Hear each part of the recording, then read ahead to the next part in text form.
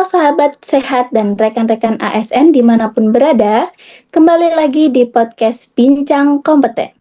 Bersama saya, Sevina Tantia Romadi, hari ini saya akan menemani teman-teman sebagai moderator dalam obrolan santai tapi penuh insight. Hari ini kita bakal ngobrolin sesuatu yang krusial bagi masa depan kesehatan Indonesia, yaitu bagaimana kita menyiapkan pasukan kesehatan yang tangguh. Sudah hadir bersama kita narasumber dari BPPK Jakarta. Nah, beliau ini merupakan pegawai BPPK Jakarta yang tergabung dalam tim kerja penjaminan mutu dan kerjasama pelatihan. Kami persilakan Ibu Nismawati Basri. Selamat datang Ibu Nisma. Terima kasih sudah meluangkan waktu untuk berbincang bersama kami di podcast hari ini. Oke, selamat pagi ya semua buat teman-teman pendengar. Perkenalkan, saya Nisma dari BPPK Jakarta. Silakan dilanjutkan. Baik, untuk membuka perbincangan, kalau yang saya tahu, BPPK ini kan Balai Besar Pelatihan Kesehatan ya, Bu. Tapi untuk penjelasan tugas dan peran BPPK itu apa sih, Bu?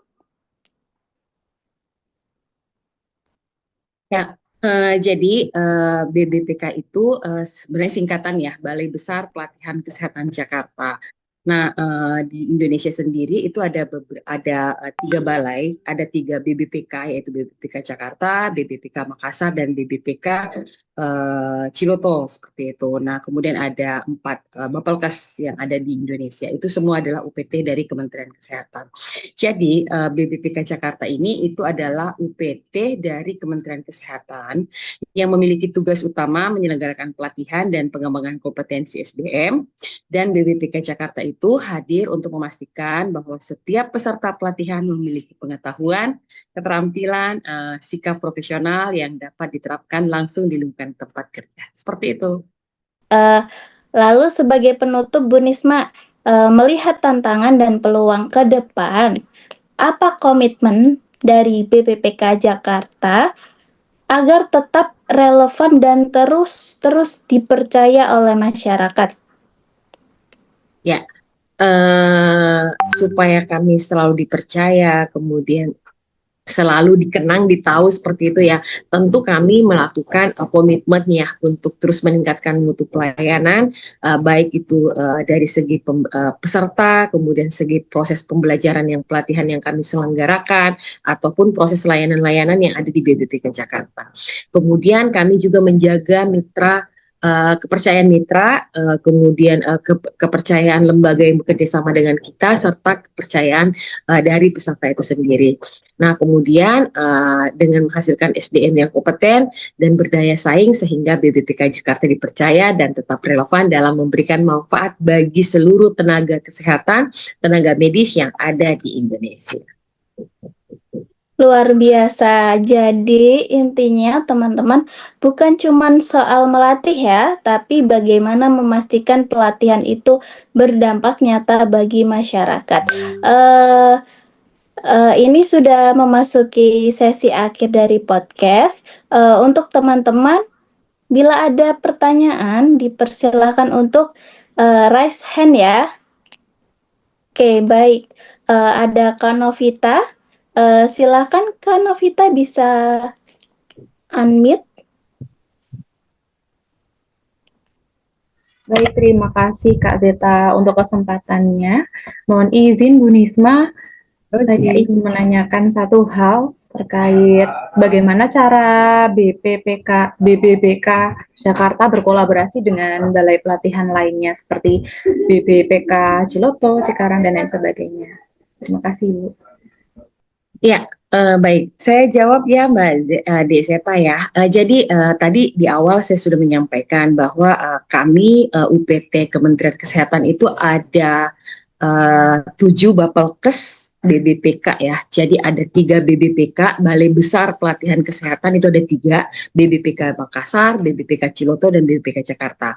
Kemudian di level Bapelkes itu ada 4, Bapelkes Batam, Bapelkes Semarang, Bapelkes Cikarang, dengan Bapelkes Mataram, seperti itu. Nah, tadi pertanyaannya bagaimana ya bekerja sama dengan yang lain. Jadi kami kan induknya Kementerian Kesehatan ya, masing-masing memang memiliki tugas dan fungsi yang sama, kemudian memiliki program masing-masing, tetapi dalam pelaksanaan program itu tetap kami melakukan koordinasi yang baik. Hubungan satu dengan yang lain itu sangat harmonis karena memang kami satu induk. Seperti dengan anak induknya satu, otomatis yang lain harus harmonis. Seperti itu. Jadi tetap kerjasama dengan baik dengan Bapelkes, dengan BBPK yang lain. Seperti itu menurut kita. Baik, terima kasih Bu Nisma untuk jawabannya. Baik, sudah puas dengan jawabannya ya Kak Novita ya. Ada lagi yang ingin bertanya?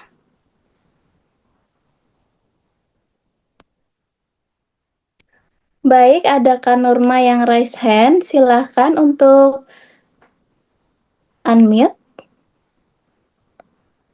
Baik Ibu, terima kasih atas waktunya. Izin bertanya, untuk pembelajaran saat ini terutama pelatihan dasar CPNS itu kan ada perubahan ya Ibu dari luring ke blended learning. Kira-kira dengan peralihan ini itu ada kendala tidak dari BPPK sebagai penyelenggara, dan kalau memang ada kendala bagaimana cara mengatasinya sendiri dari BPPK itu? Terima kasih.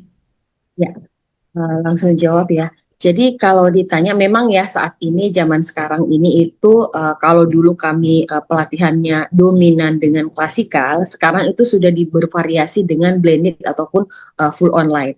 Nah, tadi pertanyaannya apakah ada kendala pada proses pelatihan seperti itu ya. Nah, kalau dibilang kendala di awal-awal iya mungkin, tapi kami cepat beradaptasi ya dengan pola tadi adaptif ya. Adaptif, kami cepat belajar bagaimana proses-proses pembelajaran online seperti itu. Kami melakukan studi tiru, kemudian kami benchmark, mungkin bahkan bukan cuma di Indonesia, tapi kami melakukan benchmark online ya kepada di luar negeri, bagaimana sih pembelajaran online itu supaya keluaran yang pelatihan dengan klasikal dengan online tetap sama kayak gitu. Nah, biasanya sih lebih ke kendalanya itu mungkin kepada peserta yang mungkin kita kan Indonesia ya luas. Nah, kemudian di khususnya teman-teman nakes atau teman-teman di tenaga medis itu yang berada di yang daerah yang sinyalnya yang susah seperti itu. Nah, biasanya sih kendala di situ. Tapi untuk proses pembelajarannya itu kami mencoba beradaptasi untuk melakukan evaluasi pembelajaran sehingga pembelajaran yang kami sampaikan itu tidak kalah baik dengan luaran yang kami laksanakan dengan pelatihan online klasikal dengan online seperti itu. Ya, terima kasih Bu. Baik, dipersilakan untuk Kak Tisna. Baik, terima kasih Kak Sevina. Perkenalkan, nama saya Tisna, Ibu Nisma. Izin bertanya. Tadi kan sesuai yang dijelaskan oleh Ibu, untuk BPPK di Indonesia ini dibagi BPPK 3 besar ya, Jakarta, Ciloto, sama Makassar. Walaupun semuanya ketiganya ini satu induk, adakah hal-hal yang membedakan dari BPPK Jakarta tersendiri ini dengan BPPK yang lain, Ibu?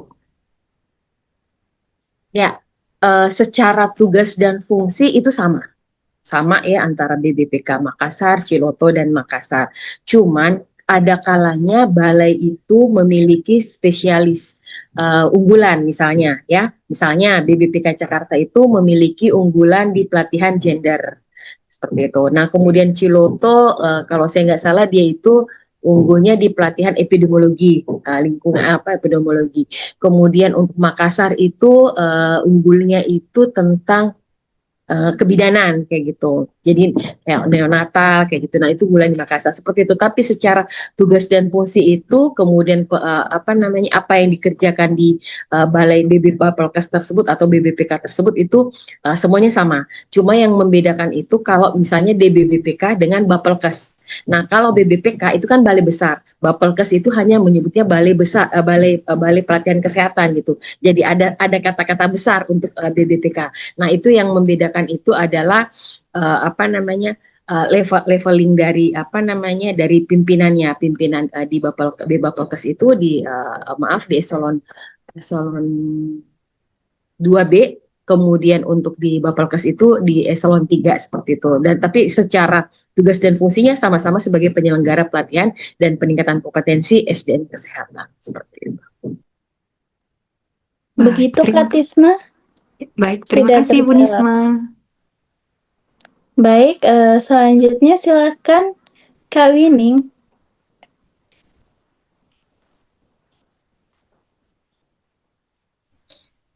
Baik, terima kasih atas kesempatannya. Bu Nisma, saya ingin bertanya, tadi kan Ibu menjelaskan terkait kalau misalkan pengadaan pelatihan ini akan disediakan widya iswara ya, yang kompeten dan profesional.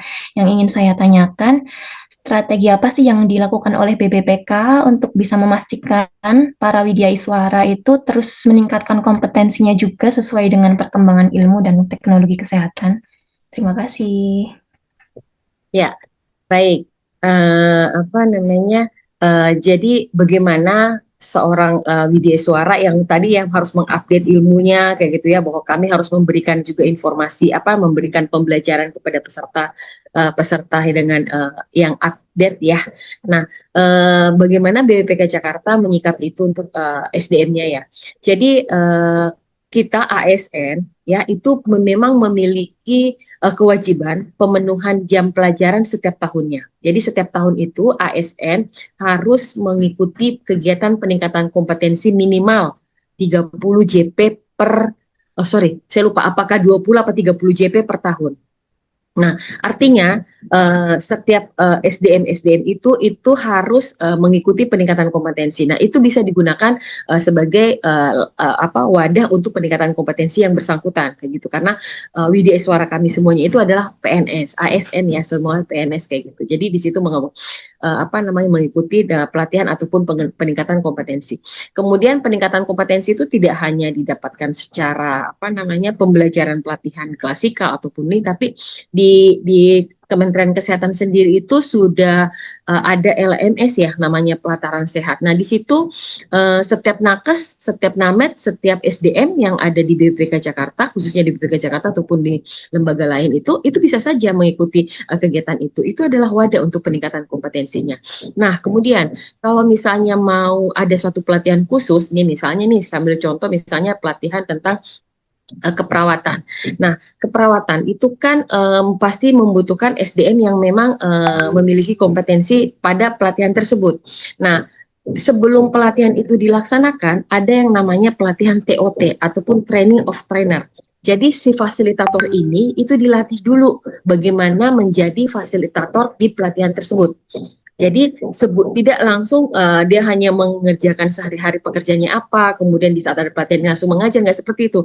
Tapi ada TOT yang harus diikutin dulu, dipelajari dulu untuk bagaimana dia nanti mendelivery ilmu yang didapatkan sesuai dengan pelatihan yang disampaikan kepada peserta pelatihannya seperti itu. Jadi itu adalah salah satu cara bagaimana peningkatan kompetensi khususnya untuk di Iswara. Seperti itu, Dek.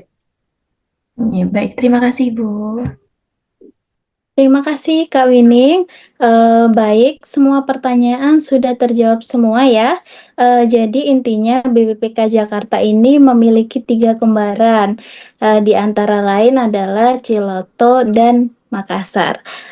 Intinya di dalam Balai Besar Pelatihan Kesehatan ini sangat mengunggulkan pelayanannya untuk memberikan pelatihan terbaik untuk nakes dan non-nakes. Baik, itu tadi obrolan kita dengan Ibu Nisma. Semoga bermanfaat dan memberikan insight baru untuk teman-teman semua. Terima kasih dan sampai jumpa di episode berikutnya. ASN berakhlak, bangga melayani bangsa.